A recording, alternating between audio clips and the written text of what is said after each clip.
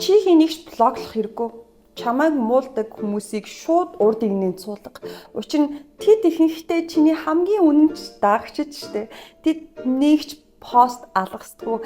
Заримдаа бүр хамгийн ойрын хүмүүсээс чинь ч төрүүлээд чиний сториг үзсэн байдаг. Чиний хийж байгаа зүйл, чиний хэлж байгаа үг, сонголт бүрийг чинь ажиглах дуртай хүмүүс. Чимээгүй хүн сонирхчид гэж хэлж болно. Гэхдээ тэд үүнийг хүлээн зөвшөөрөхийг хүсдэггүй.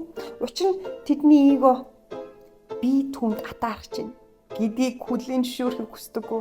Тиймээс тэд үүнийг үзэн ядалт гэж нэрлэдэг л дээ.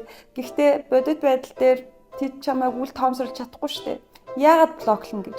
Тэднийг холдуулах нь тэдэнд хэтэрхийх эрх мэдэл өгч байгаа хэрэг. Харин хамгийн хүчрэг хариу үйлдэл бол тайлбар биш. Зогсолтгүй урагшлах, илүү ихийг хийх, илүү өндөр түвшинд хүрэх. Тэднийг хамгийн их өвтгдөг зүйл бол чиний тайван амжилт. Чи байхгүй үед тэд ярьж л чадна. Гэхдээ чи өсөж яхад тэд тэр доороос л харж штэ. Санал шүмжлэл бол яг хэлж болно. Гэхдээ чиний үр дүн зогсоож чадахгүй. Ихэнх хүмүүс үүнийг ойлгодгүй л дээ. Тэд чамайг дагаж чамайг ажиглаж байгаа ч мэддэггүй. Гэхдээ чи үүнд баригдах хэрэггүй штэ. Чи тэдний анхаарлыг ашиглаж болно. Эсвэл түүгээр саатаж болдог.